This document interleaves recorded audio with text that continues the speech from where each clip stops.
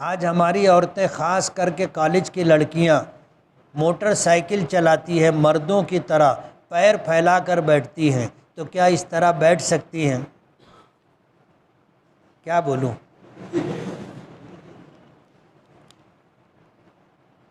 گھوڑے کے متعلق آتا ہے کہ گھوڑے کی سواری کرنے والی عورتوں پر اللہ کی لعنت ہے۔ اب اس کے بعد آج کل کی جو سواریاں ہیں اگر پردے کے اہتمام کے ساتھ چلاتی ہیں تو چلا سکتی ہیں۔ بعض علماء کہتے ہیں چلا سکتی ہے، بعض علماء کہتے ہیں کہ ٹھیک نہیں ہے، برابر نہیں ہے، درست نہیں ہے، جائز نہیں ہے۔ لیکن گھوڑے کی گھوڑ سواری کے متعلق تو حدیث میں آتا ہے، گھوڑ سواری کے علاوہ دوسری سواریوں کے متعلق کوئی وضاحت نہیں ملتی۔ اگر جیسا بولتے پیر پھیلا کر کے بیٹھنا پڑتا ہے، ظاہر بات ہے اگر یہ نامناسب ہے تو یہ اچھی بات نہیں۔ اور ایسی بھی سواریاں ہیں جس میں پیر پھیلانا نہیں پڑتا، آگے دونوں پیر ایسے ملا کر کے رکھتے ہیں۔ کسی نے پوچھا ہے کہ آج کل کی لڑکیاں بڑا پلازو پہن رہی ہیں، کوئی کپڑا ہوگا اس کا نام ہے جس سے بے پردگی ہوتی ہے، تو کیا ایسا کپڑا پہن سکتے ہیں؟ کپڑا پہننے کے سلسلے میں دو چیزیں خاص طور پر پیش نظر رہنی چاہیے۔ ایک تو وہ لباس ڈھیلا ڈالا ہو،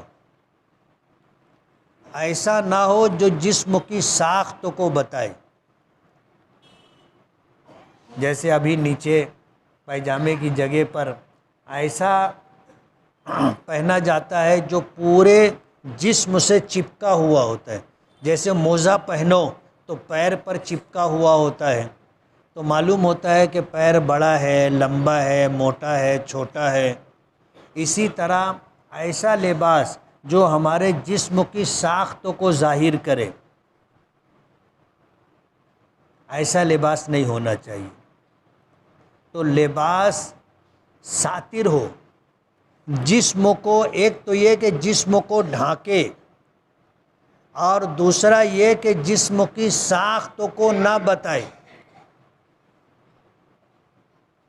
لباس میں یہ دو چیز دیکھی جاتی ہے کہ وہ جسم کو ڈھانپنے والا بھی ہو اور جسم کی ساخت کو چھپانے والا بھی ہو۔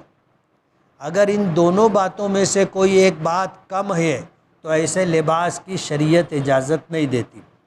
جسم دکھنا بھی نہیں چاہیے اور جسم کیسا ہے یہ بھی نہیں معلوم ہونا چاہیے۔ زید کے 4 بھائی ہیں، پہلے بھائی کی شادی کو 12 سال ہو گئے، پھر جا کے اولاد ہوئی۔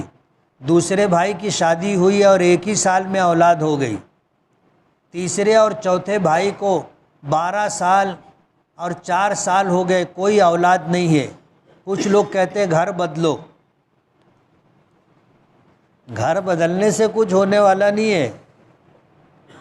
بچوں کا ہونا نہ ہونا، اولاد کا ہونا نہ ہونا، یہ اللہ پاک کی طرف ہے۔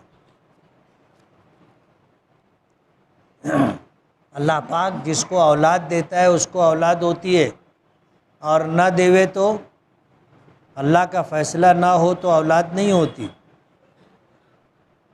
قرآن کریم میں اللہ نے اس کو تفصیل سے ذکر کیا ہے کہ اللہ تعالیٰ کسی کو اولاد دیتا ہے تو بیٹے ہی بیٹے دے دیتا ہے، اور کسی کو بیٹیاں ہی بیٹیاں دیتا ہے، اور کسی کو اللہ تعالیٰ بانجھ بنا دیتا ہے، اس کو اولادی نہیں ہوتی۔